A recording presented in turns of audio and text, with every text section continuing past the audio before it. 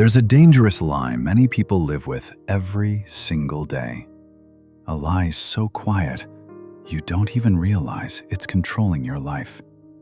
It sounds like this: if they need me, then they must love me. But what if that's not love? What if that's the very thing keeping you stuck? Many people spend their entire lives trying to be needed. They become the one everyone depends on, the one who always says yes, the one who sacrifices, the one who fixes everything. At first, it feels good. It feels important. It feels like you matter. But slowly, something begins to change. You start losing yourself. Not all at once, but piece by piece. Daniel was that person, the dependable one. At work, he took on extra tasks no one wanted. In friendships, he was always available. In relationships, he gave more than he received. Everyone praised him. Daniel is such a good person. Daniel is always there. Daniel never lets anyone down. But no one ever asked Daniel one simple question: are you okay? Every night, Daniel returned home tired, not just physically, but emotionally. He would sit quietly in his room, staring at the ceiling, thinking about everything he had done for others, and wondering why he still felt empty. He thought, I've done everything right, so why don't I feel fulfilled? But the answer was something he had never considered. Daniel wasn't living his life. He was living for everyone else. One evening, Daniel received a call from a close friend. They needed help again, urgently, as always. Without thinking, Daniel said yes, but this time, something inside him hesitated. For the first time, he felt tired of being the solution to everyone else's problems. He paused and asked himself something he had never asked before.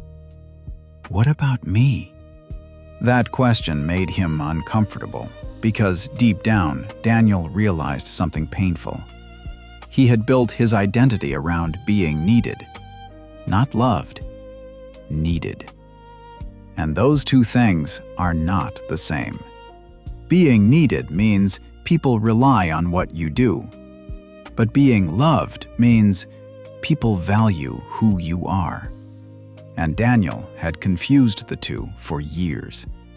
The idea of choosing himself felt wrong, selfish, unfamiliar. He worried, what if people leave? What if they stop needing me? What if I lose my place in their lives? But what he didn't realize was this: he had already lost something far more important: himself. The next time someone asked for his help, Daniel did something different. He said no. It wasn't loud, it wasn't aggressive, it was simple and calm. But it felt like the hardest thing he had ever done. For a moment, there was silence. Then came confusion, then disappointment. But something unexpected also happened. Daniel felt free. Saying no didn't destroy his world. It revealed it. He began noticing things he had ignored before. Some people only came around when they needed something. Some relationships were built entirely on his availability. And some people slowly disappeared. At first, it hurt, but then he understood something powerful. They weren't connected to him. They were connected to what he provided. Daniel started making small changes. He began protecting his time. He started asking himself, what do I want? What do I need? What makes me happy? At first, he didn't even know the answers, because he had spent so long ignoring them. But slowly, he began rediscovering himself. He picked up hobbies he had abandoned. He rested without guilt. He stopped explaining himself to everyone. And most importantly, he stopped trying to earn his place in people's lives. Because he realized something life-changing. The right people don't need you to prove your worth. They already see it. Not everyone stayed.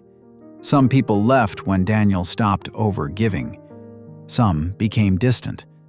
Some lost interest. But instead of breaking him, it freed him. Because he finally understood, anyone who only values you when you sacrifice yourself was never truly valuing you. Love is not about being needed. Love is about being respected. It's about being seen. It's about being valued for who you are, not just what you can do. And when you start choosing yourself, you stop accepting anything less than that. Daniel's life didn't become perfect overnight, but it became real. He no longer lived in exhaustion. He no longer chased validation. He no longer feared losing people who only valued his usefulness. Because he had finally gained something greater: self-respect. Choosing yourself is not selfish. It is necessary. Because if you don't choose yourself, the world will choose for you. And it will always choose convenience over your happiness. Remember this: being needed is not love. Being used is not value. And losing yourself to keep others is the fastest way to lose everything. The moment you choose yourself is the moment your real life begins.